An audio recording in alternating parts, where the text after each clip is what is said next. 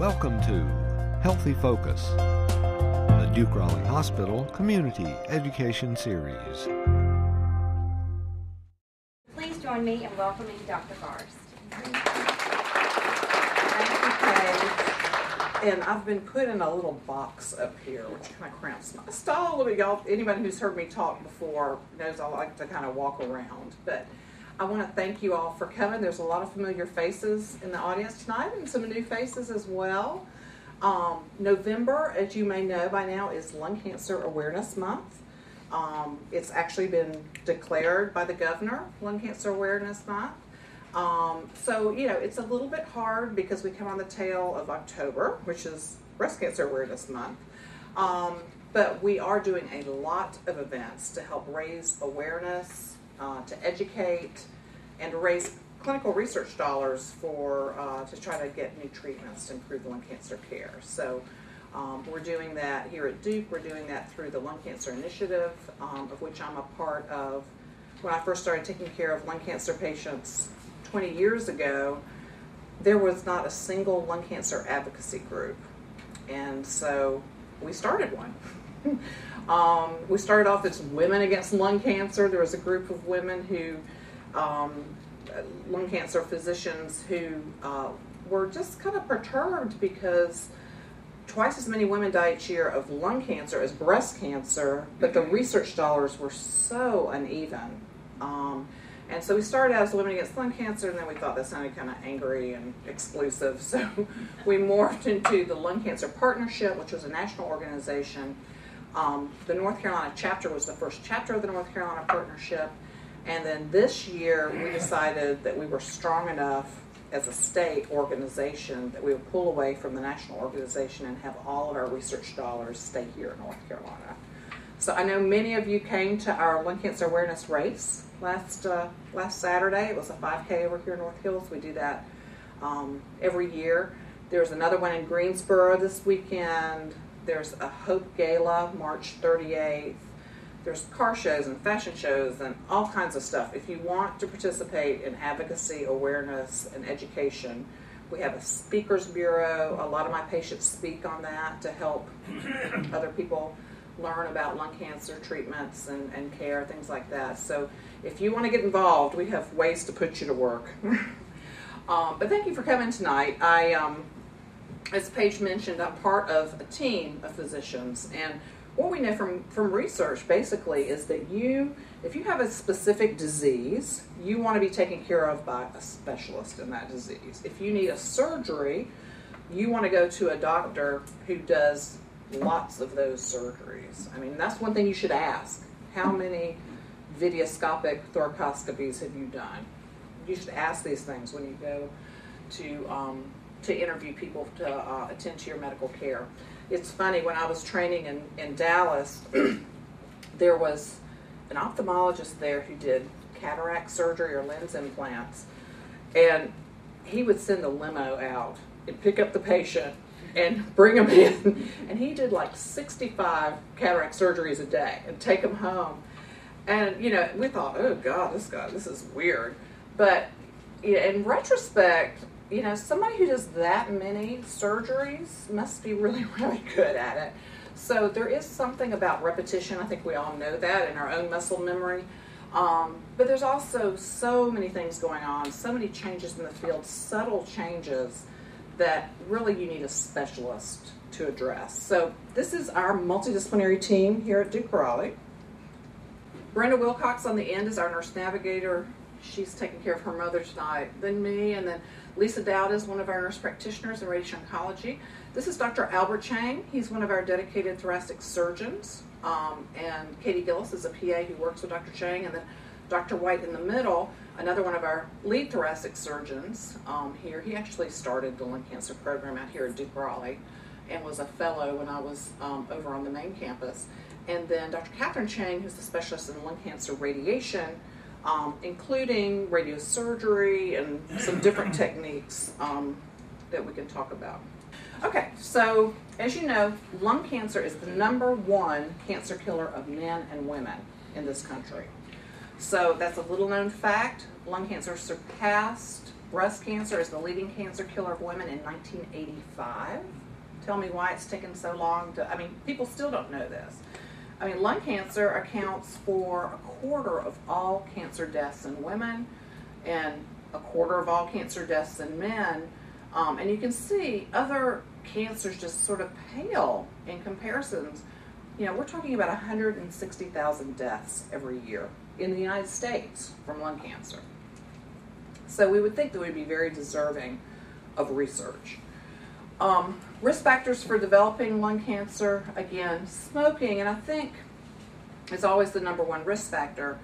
I think that there is a lot of negativity and nihilism about lung cancer. There's this almost, and even people who have it, sometimes who've smoked, I did this to myself, blah, blah, blah. And people are rude. They'll ask when you tell them you have lung cancer, oh, did you smoke? It's really, there is a definite stigma with lung cancer. And, 20% of all people with lung cancer now have never smoked, but we're trying to educate the public about that. I think if we can figure out how to get around the stigma, and I think the best comparison is probably AIDS. Back in the 80s when we didn't know a lot about AIDS, and we thought it was, something that we didn't know anything about. But then when Arthur Ashe died of AIDS from a blood transfusion, when women and children started getting AIDS, it became, oh my gosh, anybody can get this disease. And that's the way lung cancer is. So we're trying to get past that stigma. Secondhand smoke is really important. If you grow up in a family where your parents smoked in the house, you are at risk. Exposing children, it makes me so mad when I see people smoking around young children and infants. Really puts them at risk. And of course, a history of cancer will put you at risk, especially if you've had breast cancer, if you've got radiation for Hodgkin's lymphoma or something like that. The radiation can actually injure the lung and put you at risk for development of a certain type of lung cancer. There's something about having scar in the lungs. If you have emphysema, COPD, or pulmonary fibrosis, this scar can evolve into what's called an adenocarcinoma of the lung. And that is one of the frequently non-smoking lung cancers. A family history of chronic bronchitis and emphysema. Radon exposure. That is the second leading cause of lung cancer in the world. Radon is an odorless gas. It's typically under bedrock. We don't have a lot of it here in North Carolina, but we do have some. In fact, the president of the Lung Cancer Initiative in North Carolina, our advocacy organization, had a house on a lake, and it was on a granite outcrop, and she had very, very high levels of radon because it was on the edge of a granite outcrop. Most of the radon is up in the Northeast and out in the Midwest, but you can get your house checked for radon, especially if you have a basement. And that test used to be free. You can go to NC Radon, just Google that. North Carolina has a radon division, and they will send you either a free or $5 test. There are occupational exposures, especially certain elements, arsenic, chromium, asbestos, all these things. Silica, we see a lot of people who worked in factories, textile factories. If you worked in a granite quarry, these things where you're inhaling fine particles down into the lungs, such as diesel fumes, that can be a risk. And then there are some genetic loci, which may be a possible. There are families where everyone in the family gets lung cancer, and frequently it's in people in that family who haven't smoked. So there is a genetic risk there. Again, these are the common causes of death from cancer here in the United States. This is lung cancer, but I've even gone further and broken it out. This is lung cancer due to tobacco exposure, okay? And then colon, breast, pancreas, prostate. Look at this. This is lung cancer in people who have never smoked, okay? So we're talking more deaths than lymphoma, liver cancer, ovarian cancer, gastric cancer, brain, kidney, myeloma, leukemia, melanoma. I mean, this is a huge number of patients. We have just got to get mad about this and get some research dollars. Unfortunately, one of the problems that we faced in the past was that by the time people got symptoms and went to their doctor, they were in an advanced stage. Stage 3 or 4 are considered advanced stages, and you can see almost 75% of people were very, very sick by the time they actually saw their doctor for the first time. But we never had a screening test for lung cancer. People would get yearly chest x-rays, but that never proved to increase survival for lung cancer. But recently, there was a lung cancer screening trial, and I think we passed out this, I developed this risk assessment tool. But we do have a screening test now. It's a low-dose spiral CT of the chest, and you are considered high risk if you are between 55 and 74, have smoked a pack a day for 30 years, 2 pack a day for 15 years, have what we call a 30-year pack history, and are still smoking or have stopped smoking within the past 15 years. You're considered high risk, and the current recommendation is that you get a screening, low-dose screening spiral CT. It's not a diagnostic CT. It's slightly more radiation than an X-ray. And the recommendation is that you get screened every year. Very similar to recommendations for mammograms or colonoscopies. There are people at intermediate risk, and you can just look at this. If you had 1 or 2 of the above and then an intermediate risk, then you might be eligible to get a screening CT as well. They haven't been covered by insurance in the past, but the National Task Force just recognized that this reduces lung cancer deaths by 20% in this country. And so I suspect in the very near future, now that the U.S. Task Force has recognized that this is a viable screening tool, that it will be covered by Medicare. And once Medicare covers it, then most insurance companies will cover it. But as the current state, most people, by the time they get to the doctor, have advanced disease and frequently inoperable and sometimes incurable disease. So we talk about different stages of lung cancer, and that just basically helps your doctor figure out where the cancer is in your body and what the prognosis is and design the treatment for you. So we have to make sure, we have to know exactly where the cancer is before we can figure out how to treat it. And if you do sloppy staging at the beginning of a workup, then you never really know, was it there before, was it not there before? So I encourage a very thorough staging exam when you first start, basically scanning you from head to toe, one way or the other. But early stage lung cancer, stage 1, is just a spot in the lung. And we discover these on screening CTs of the chest. We discover them when somebody gets rear-ended by some kid texting and gets taken to the emergency room, and you get a chest x-ray, and whoops, there's a spot in your lung. When you go in for your hernia surgery or whatever, and they get you a routine pre-op chest x-ray, we might find it. And I've had a run on this recently where someone has a CT of their abdomen for something totally unrelated, and whoops, on that scan they see a spot in the lung. Stage 2 is when you have a spot in the lung and these lymph nodes that are actually within the meat of the lung, okay? The blue line represents the parenchyma, or the meat of the lung. So if the lymph node is in the meat of the lung, the surgeon can cut it all out, okay? If it's outside the meat of the lung, it's still possible to remove it, but it's a little bit trickier. And then stage 3 is when the cancer has spread not only to the ones that are in the meat of the lung, but then these that are actually in between. This area we call the mediastinum, okay? In the mediastinum, middle of the chest, you have your breathing tube, the trachea, you have your swallowing tube, the esophagus, you've got your spinal cord, your backbone, your heart. There are a lot of vital organs there. And that's where these lymph nodes live to protect us from infection.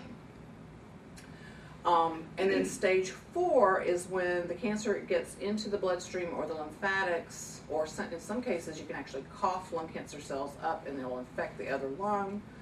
And it spreads to the common places: brain, bone, liver, other lung, adrenal glands, skin. These are common places for cancer to metastasize. When cancer in general spreads outside of the place that it started, it is considered not a curable illness.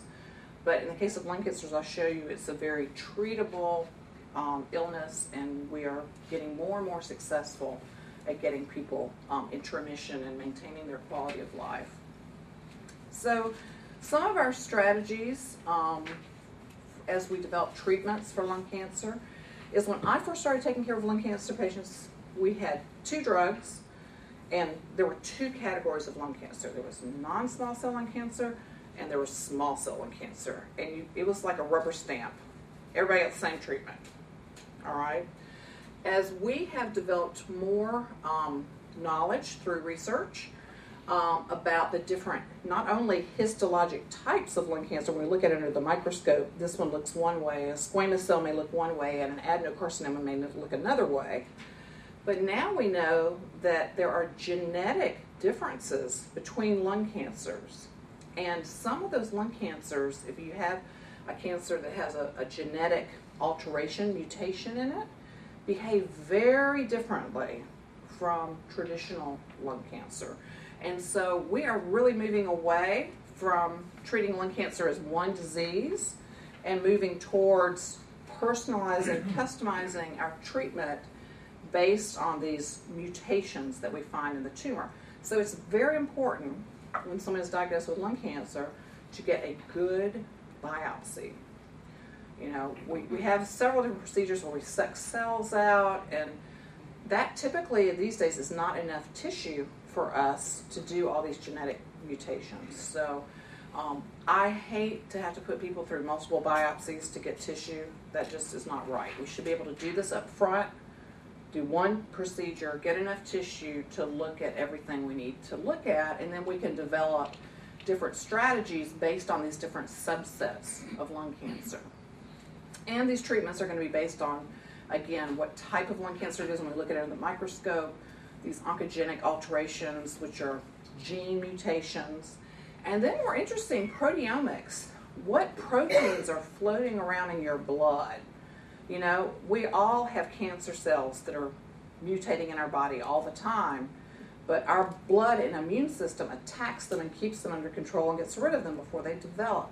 What's different when a cancer develops in someone's body? What has happened? Is there an inflammatory state that's occurred that allows the cancer to grow? Can we treat that inflammatory state and somehow suppress the lung cancer? These are all active areas of research and interest. So we know that about half of all lung cancers have some sort of mutation. And again, we take the tissue, we take a big biopsy, and we do a variety of different tests to look for different mutations. The most common ones that I'm interested in are the EGFR mutation, the ALK mutation, and there's another one that didn't make the slide, and I'm not sure why, called ROS1, R-O-S-1. And the reason I'm interested in those 3 mutations is because we have pill therapy, smart bombs, that can attack lung cancers that have those mutations. It's better than chemotherapy, and it's a lot less toxic. You can take the pill in the privacy of your own home. You don't have to spend a lot of time sitting up in the clinic, those type of things. So again, up front, your doctor needs to send off these mutations, because if the cancer has one of these mutations, there is a superior treatment that needs to happen for you, and that involves a pill. Okay?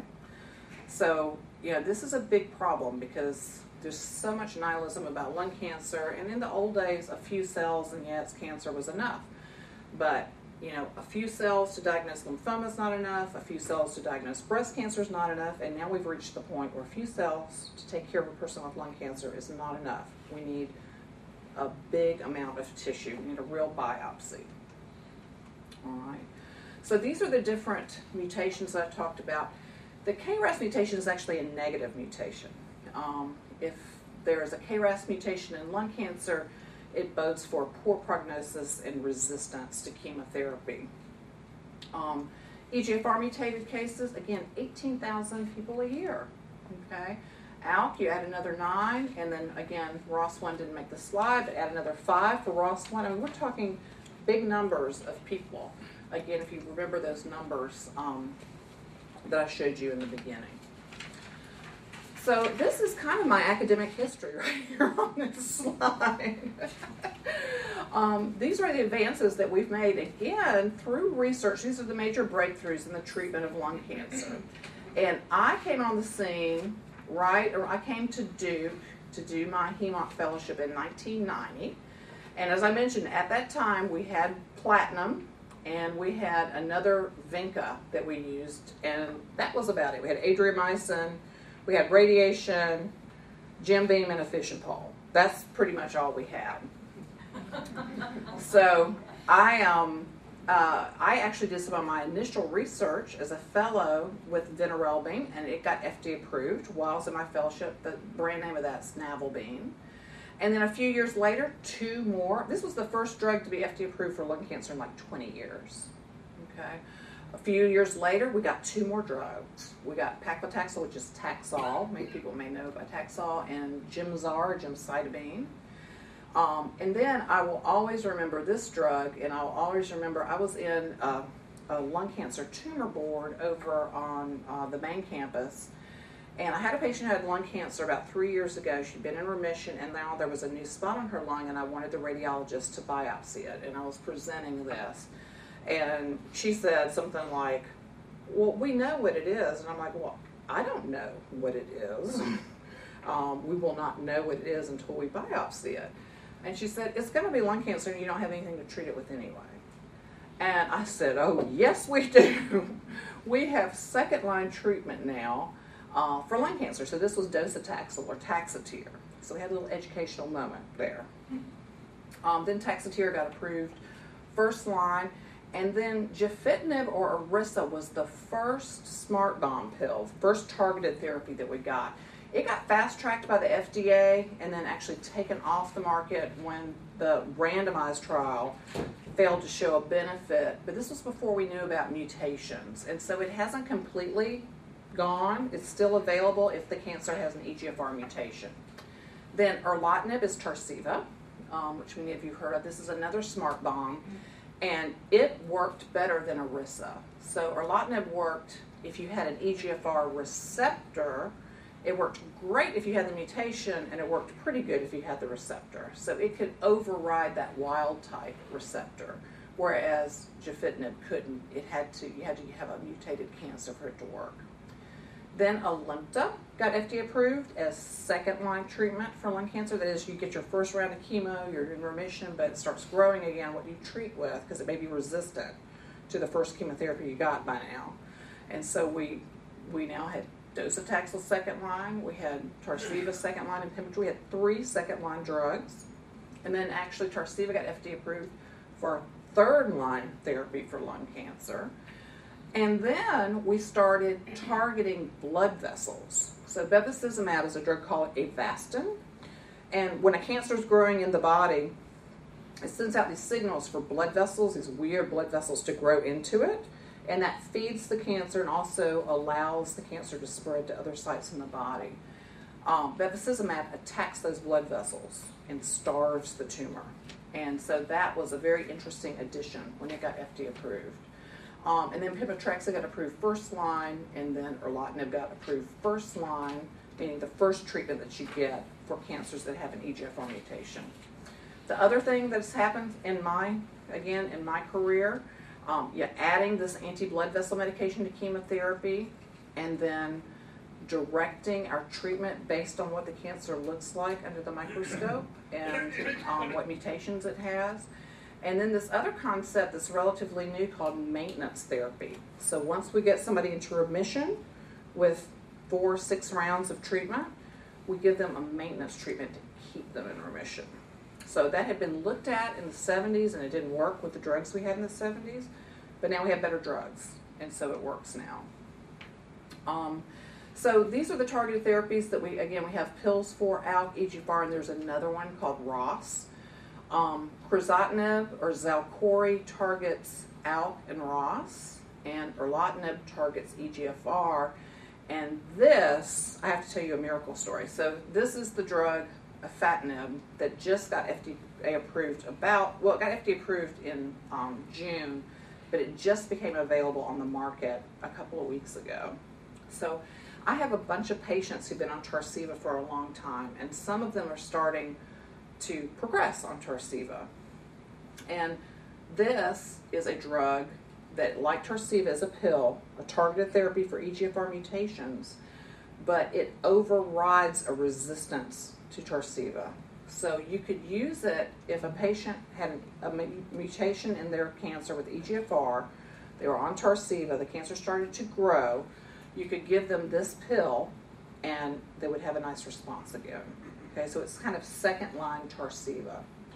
So I have a group of patients that I've just been kind of hanging on till I could get this drug for them. And one of them was hanging on, and she actually got hospitalized because the cancer had sort of exploded in her brain. She was very sick. She was having strokes. She had cancer in the brain, probably in the spinal fluid. You know, we were talking about comfort care and hospice and those things. And this drug became available. Actually, I called to ask the company if I could get it on a compassionate basis for her. And they said, well, actually, we just delivered our first dose to Duke Medical Center today. So we went over and we got it. And she was basically in a coma. I mean, she could respond. She couldn't walk. She had like partial paralysis, very dehydrated. And we started giving her this drug 4 days ago. And before I came over here, I went and saw her in the hospital. She was sitting up in a chair, talking to me, telling me she loved me, telling me she wanted to go. She's got some foundation in Vietnam that she's going to go, you know, they're building a school or something. So she really wants to go in November. So it looks like she's having a very miraculous response to this. So this is a huge, huge, huge breakthrough. These targeted therapies work very quickly. Again, the cancer is very different from a traditional lung cancer. It really just kind of melts away, almost like treating a lymphoma, where the cancer will melt away overnight. So that's very, very exciting. And in March, we are going to have a second-line ALK mutation oral targeted therapy. So we're going to have first and second line for drugs that become resistant, cancers that become resistant to these drugs. And we're going to be finding new mutations and new treatments, again, through clinical research. So these are sort of the hallmarks of cancer. The cancer grows by itself. It becomes insensitive to anti-growth signals in the body, so it kind of becomes this thing that's like growing independently and spreading and not responding to the ebb and flow of the body. It starts to grow out of its boundaries. It starts invading blood vessels and lymph nodes and things like that. And it becomes kind of immortal, and it just multiplies and multiplies and multiplies. And again, it calls in these blood vessels to feed it, and it doesn't die. So these are kind of the hallmarks of cancer, and these are the different areas that we can attack when we're trying to kill cancer cells. We can attack blood vessel growth. We can attack these signals that cause the cancer to grow. We can attack its ability to invade, and we can attack its ability to divide. So these are all, it's important to know these things, how cancer works, because, you know your enemy. That helps us figure out how to attack it. This is a cancer cell, and I know this is kind of a crazy slide, but this is a cancer cell, and these are the receptors on the surface. EGFR receptor, HER2, the HER family receptors.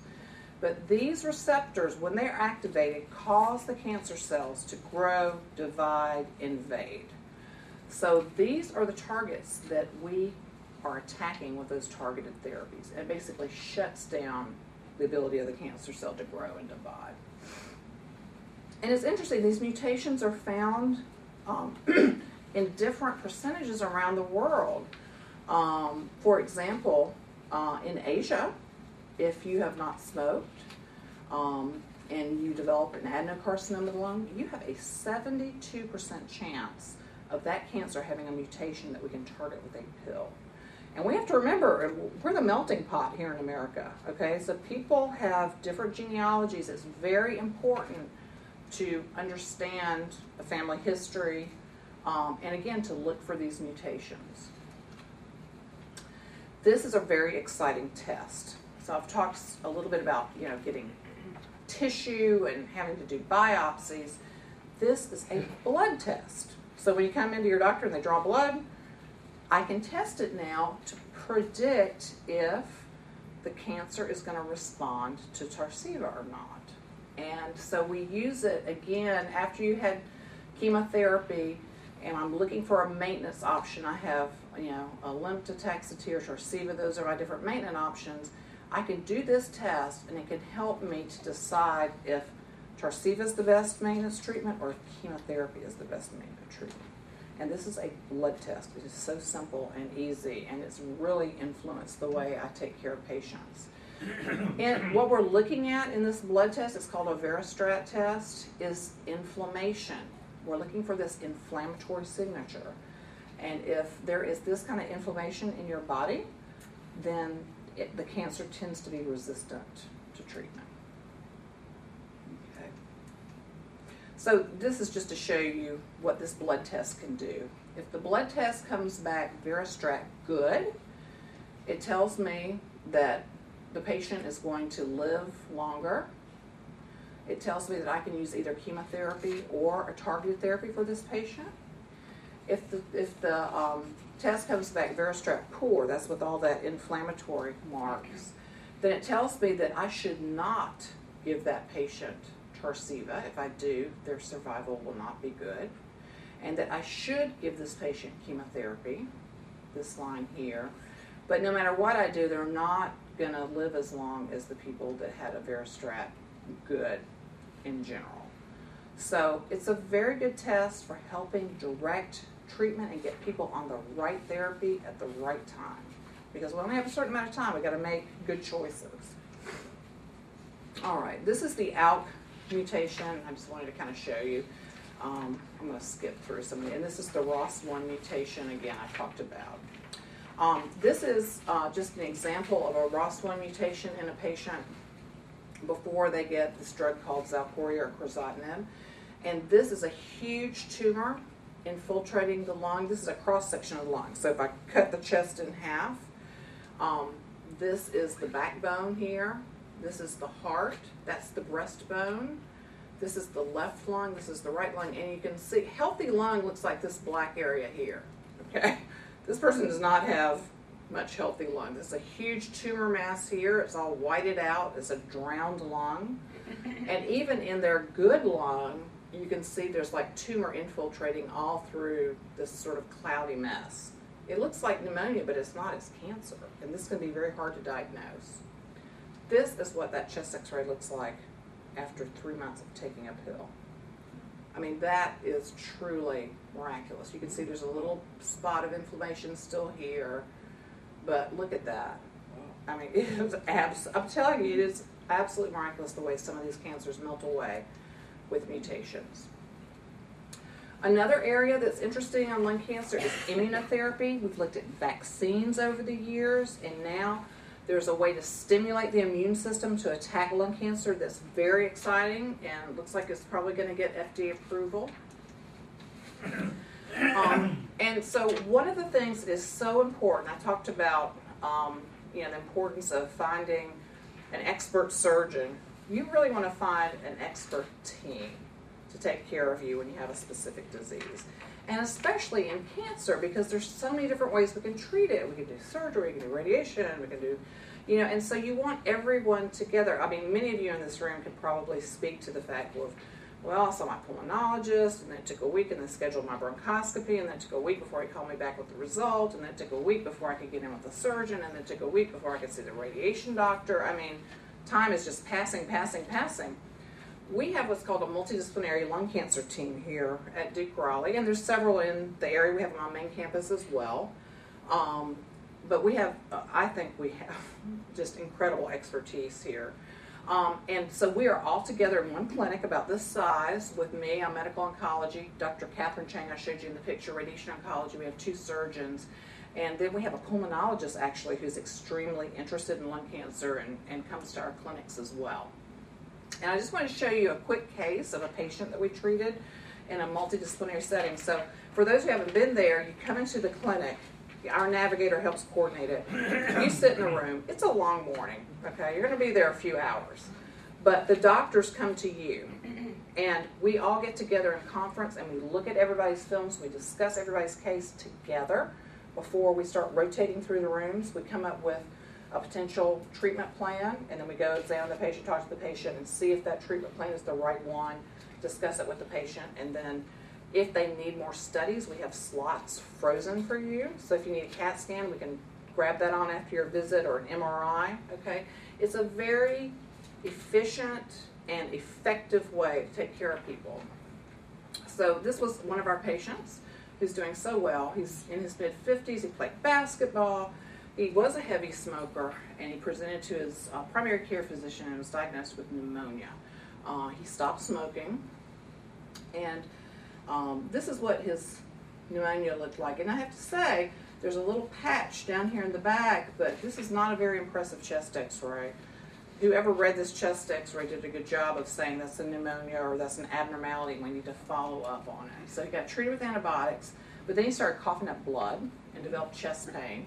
And they got another chest x-ray which showed things looked worse, and that led to a CAT scan.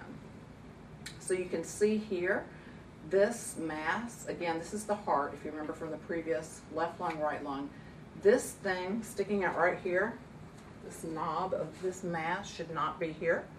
And he indeed had pneumonia back behind, all this is pneumonia, back behind that mass. It's called post-obstructive pneumonia. So he got referred to Dr. Hung, our interested pulmonologist, who was very concerned about it, got a PET scan. And a PET scan, you inject something that glows, the tumor eats, and we scan you from head to toe, and then we look at your scan and see what lights up. It's not a perfect test. It's about 85% accurate for cancer, but you can see this spot that we saw previously lit up, and then also the pneumonia lit up too. But it looked like there was a mass here with a post-obstructive pneumonia, and there wasn't anything else. It looked like it was all contained in the chest. So we ended up doing an endoscopy. This is the airway. We can now use ultrasound for all these lymph nodes. So his mass would have been sitting right here. And so we went down and biopsied all these lymph nodes and biopsied the mass. And this is the procedure. Okay. You can do it with bronchoscopy, or you can do it with a mediastinoscopy. We decided to do bronchoscopy. And again, this is the little ultrasound thing on the end of the probe where we can look, we can identify. In the old days we just had to biopsy blindly, but now we can actually visualize the mass and watch the needle going into the mass. It's much more effective. In fact, here you can see this is the needle coming in and this is the mass. So you can really target your treatment. So this young man had lung cancer. It looked like an adenocarcinoma. Didn't have any mutations. That's what this cancer cells looked like. And so our nurse navigator was contacted and he came to our multidisciplinary clinic and we all saw him. And we felt that we could operate on this cancer, but we wanted to try to shrink it down first. So we gave him chemotherapy and radiation initially. He got about 8 weeks of treatment. This is Dr. Chang's radiation design. Remember that bump that was there? She treated that bump and then some lymph nodes that she was worried about with radiation. And then he came back. And his PET scan was basically gone. Remember there was all this stuff down here resolved? This no longer lights up anymore. It doesn't glow golden. So he had a beautiful response by PET CT. And so Dr. Albert Chang took him to surgery and did a procedure with a VATS incision, a videoscope. Old days we had to cut people, all the way around. Now this is a small little incision and this is the breast. So you can see we can do it through 2 incisions now. Alrighty. He had a couple of lymph nodes that were still involved with cancer, but it had a dramatic shrinkage. So he got 2 more rounds of chemotherapy, a little bit of radiation in the outpatient setting, and now he comes to our lung cancer survivorship clinic. And he's been disease-free for almost 2 years now. So that's our chemotherapy room upstairs. It's gorgeous. We've got a beautiful garden outside. And again, the best results are from people who do a high number of these procedures.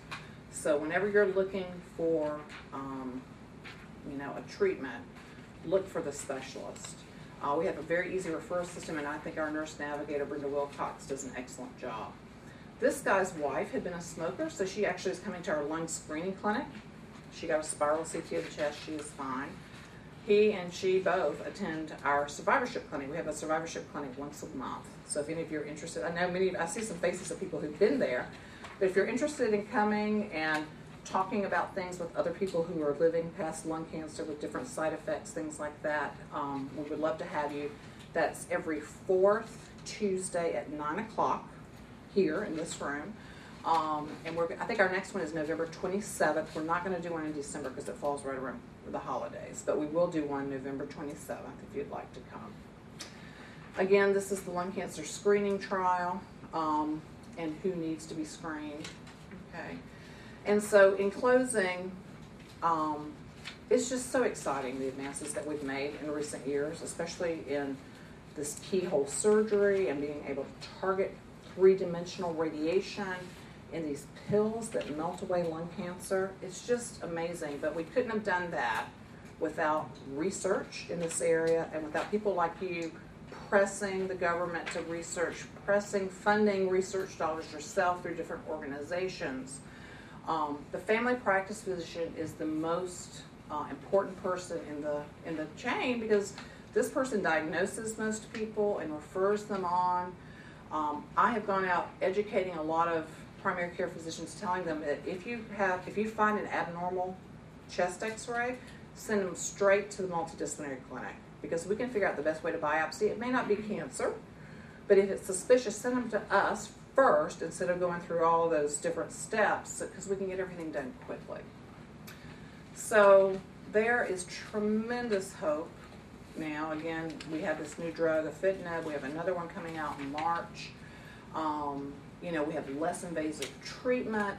We've got early detection with screening. We've got targeted therapies. We've got people living longer. It really is a very, very, very exciting and hopeful time in the treatment of people with lung cancer. So I'd like to thank all my colleagues again. I feel that people get the best care when you have a dedicated and cooperative team. And I have to say, this is really the best team I've ever worked with in my career. So I appreciate your attention. It's kind of hot and sleepy in here, and I know I've talked for a long time.